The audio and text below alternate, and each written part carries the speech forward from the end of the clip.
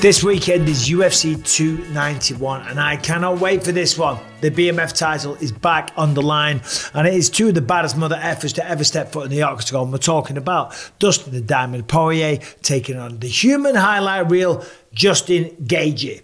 This is a rematch of what was an amazing fight. Listen, last time, 2018, both of them went to war. It was an incredible back and forth fight. Both men had tremendous moments. Both men were hurt. Both men had to dig deep. But ultimately, it was Dustin Poirier. Got the job done. Slip, left hook, wobbled GAETHJE, followed it up. GAETHJE fell over. Herb Dean stepped in, and that was that. But it was a sensational fight.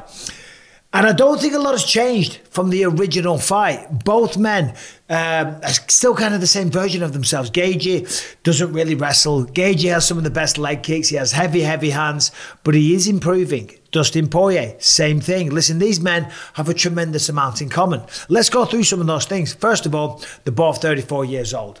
They've both been the interim champion of the world. They both lost the interim to Khabib Nurmagomedov. They both fought for the belt against Charles Oliveira and both lost. They both beat Michael Chandler and Madison Square Garden in fights of the year. And they both want to be the lightweight champion of the world. So when you put it all together, listen, these guys have got a lot in common. They're exact same mirror images of one another from when they were from 2019. Yes, 5 years, that's a long time, but at the core, they're still the same people, still the same person, and they still have the same style. However, they have improved. Of course, Justin GAETHJE, last time out against Rafael Fiziev, I think, was one of the better performances that we've seen of him because it was a little more clinical, a little less brawl, a little more tactical. The adjustments that he made in round 2 and 3, using the jab, switching to the uppercuts, it was beautiful. It was an incredible performance. But listen, whilst this is for the baddest mother effer belt, and that is fantastic, and it really is, and it'll be the only second one in UFC history. What they really want is the UFC lightweight title, not diminishing the BMF. That's fantastic. It has its place, and how cool would that to be, considering that if they never do it again, this is one of two that will only ever exist. But the real thing that they want is the UFC lightweight title. And if either man, well, one man is going to lose.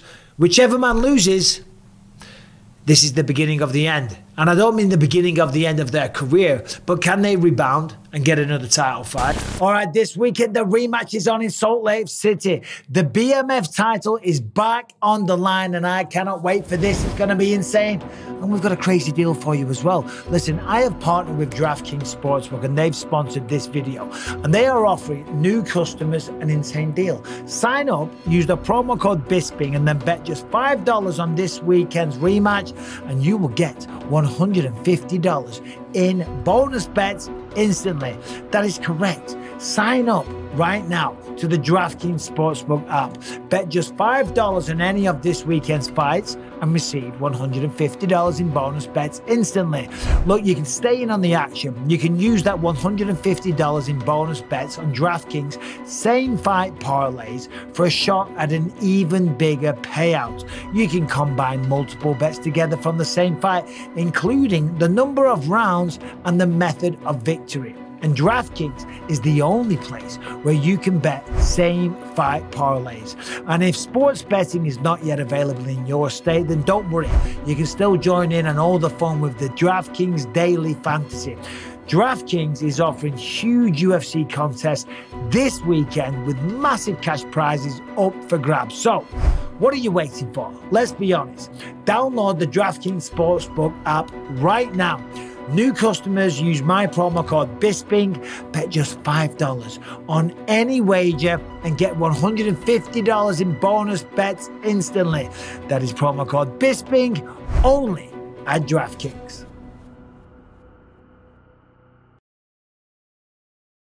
I mean, let's have a look at the fight. By the way, the fight card is ridiculous. Poirier, GAETHJE, Blachowicz, Pereira, Thompson, Pereira again, Tony Ferguson, Bobby Green, and Chiesa and Kevin Holland. I mean, just a tremendous fight card. And even on the undercard, look at that. Derek Lewis is on there.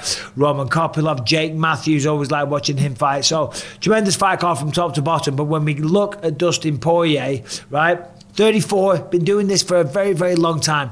Doesn't want to do this forever. He's even mentioned soon might be the end. 29 wins, 7 losses, 14 knockouts, 8 by submission, of course he has got that. Brazilian Jiu-Jitsu black belt. And Dustin Gaethje, again, he even said he wants to fight for the belt. He wants to defend it a couple of times. And then he wants to walk off into the sunshine, which of course everyone wants to do. Looking at his record here, 24-4, 19 knockouts, 1 submission. So very similar fighters, okay? And time for a prediction. Who do I think wins? I go back and forth. That's what an incredible fight this is. Hold on, I'll give you the full screen, Mikey B. It's an incredible fight, and I go back and forth. I can see Poirier winning because of the cleaner boxing. I can see Dustin Gaethje winning because of the improvements that he's made last time out. But I'm going around the houses. I'm not giving you a prediction. I'm doing it right now. Dustin Poirier.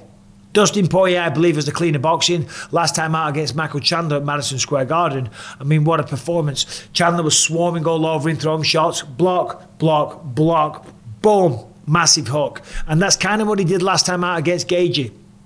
He's got to block the leg kicks. Dustin Gaethje is going to use that. They're one of his greatest weapons, one of his best attributes. He's going to chop down Poirier's legs. He's going to affect the movement. He's going to stop or even cause Poirier to switch stances more often than usual. So he's going to block the leg kicks and use the boxing. Don't think we'll see much wrestling, but I do believe that Dustin Poirier will win this fight. Not a confident pick, but I got to make one. There you go. Dustin Poirier gets the job done and then goes on to fight for the title. I believe whoever wins this fight gets the winner of Islam Makhachev and Charles Oliveira, which is going down in Abu Dhabi. And I cannot wait for that fight either. It's going to be incredible. But top to bottom, this is insane. There it is. I say Dustin the Poirier.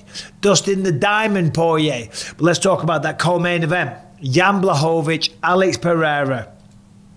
Polish power versus one of the best kickboxers on the planet. Who gets the job done here? Well, this might be simplifying it too much. But if you look at Jan Blachowicz versus Israel Adesanya, whilst it was pretty competitive on the feet and both men had success, Blachowicz took him down in rounds 4 and 5. Took easy down in rounds 4 and 5. And that's what ultimately got him the victory. When we look at Alex Pereira and Israel Adesanya, Adesanya had some success taking him down, getting on top, having some control, landing some ground and pound. The point that I'm making is an MMA math does not stack up. But if Adesanya can take Pereira down, then so can Jan Blachowicz. Jan Blachowicz is a high-level jiu-jitsu black belt. He's got excellent wrestling, and he also believes in the Polish power. And much like the main event between Poirier and Gaethje, whoever wins this is on track for a title fight soon as well. The light heavyweight division right now is in absolute madness, right? So what was it? John Jones stepped away. Then who was it? I forget the exact proceedings. Jan Blachowicz became the champ, lost that to Glover Teixeira. I don't. It's a mess. It's a mess. It's all over the place. I've just got off a plane. I'm jet lagged, so I can't give you the exact stories.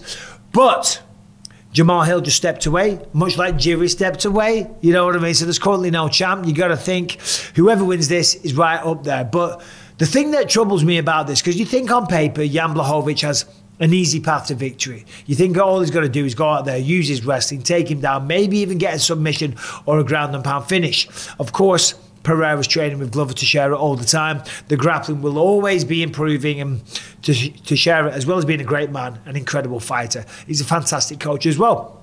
So Pereira will be better, improved, I mean. But Blachowicz, I spoke to him on my podcast, and he said, listen, I've got Polish power. I want to test myself. I want to stand with this man and go toe to toe.